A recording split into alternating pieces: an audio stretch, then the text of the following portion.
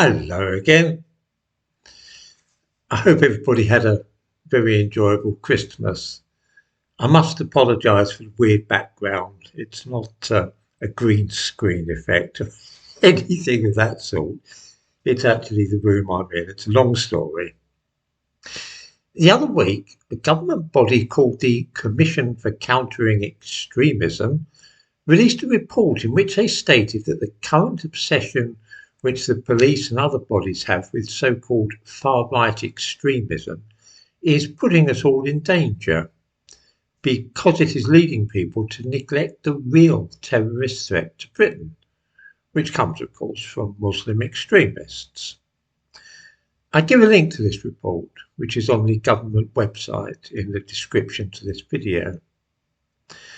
Essentially, it says that Muslim organisations are very quick off the mark to threaten legal action if anybody accuses them of anything, say nothing of shouting Islamophobia to the press. So it is easier and less trouble to go after white people with right-wing views, as they are less organised and present a much softer target. I do not doubt for a moment that this is true. But of course the threat of terrorist attacks from that quarter is negligible, whereas the risk of attacks from Muslim fanatics is severe. This is why we are constantly seeing young white men being hauled up in court, charged with possessing documents which can be used in the preparation of acts of terrorism, as the charge sheet usually reads. Invariably, those documents are copies of the Anarchist Cookbook, first published over 50 years ago, which can be ordered freely and openly from Amazon.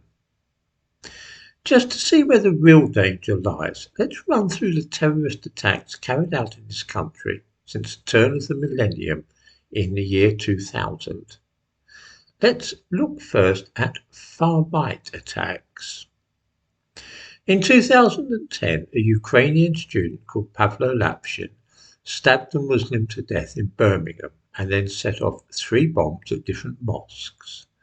Lapshin was a right-wing extremist, it is true, and he was sent to prison for at least 40 years. 6 years later, another right-wing extremist stabbed to death MP Joe Cox. The following year, a right-wing attacker drove a van into people near Finsbury Park Mosque and 1 man died of a heart attack. Then, last year, a man threw some petrol bombs at a migrant processing centre in Dover, but nobody was hurt. That is 4 attacks in the last quarter of a century by right-wingers, which claimed the lives of just 3 people. Let us look now at terrorist attacks by Islamists over the same period. In 2005, 4 bombs were detonated in central London, killing 52 people. In 2007, an explosion was caused at Glasgow Airport, which injured 5 people. In 2010, a Muslim woman stabbed MP Stephen Timms repeatedly, trying to kill him.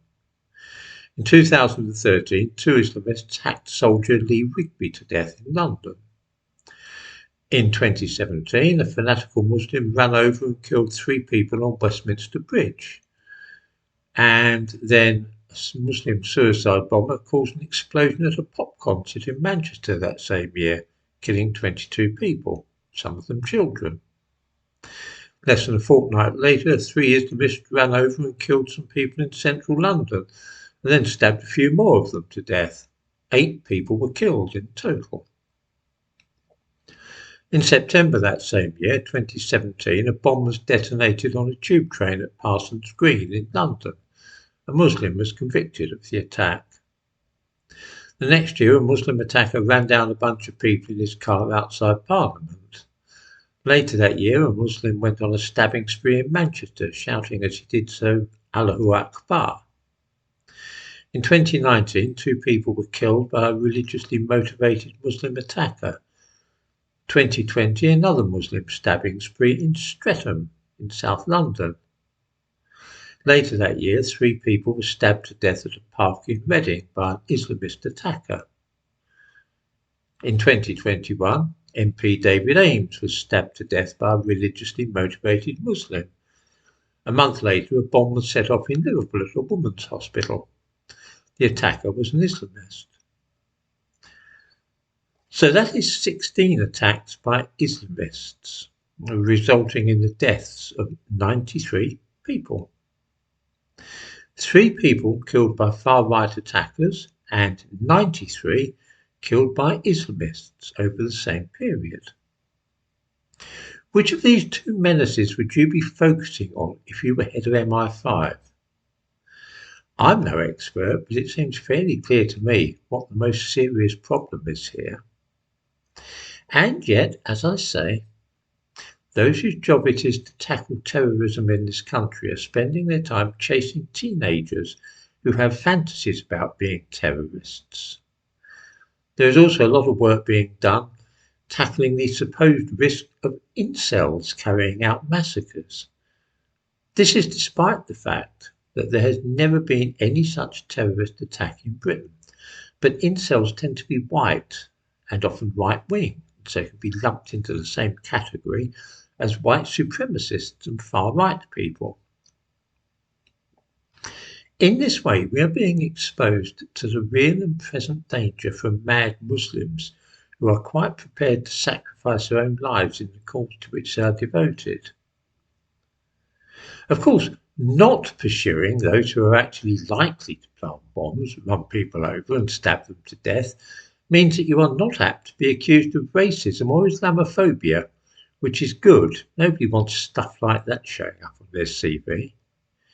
It also allows you to talk up the threat of far-right terrorist attacks, which makes you a bit of a hero among left-wingers and intellectuals who regard anybody who is not actually a card-carrying member of the Labour Party as a far-right extremist. By hauling some spotty youth into court from time to time, you can demonstrate that you are on the ball and claim that if it were not for all your efforts at curbing far-right extremists, people would not be able to sleep easy in their beds at night.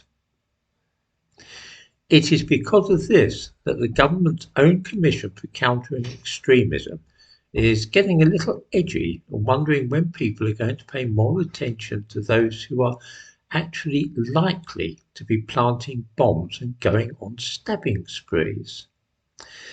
I have a suspicion that many viewers will have noticed already that when they read about this or that terrorist plot being uncovered, or they see someone charged with planning a terrorist attack or promoting having documents and articles necessary in the commission of an attack, 9 times out of 10, that person is some white youth, usually a 16 or 17-year-old. This is why it is, and it is why the real menace is being completely ignored at the moment. This is something of a scandal, I think.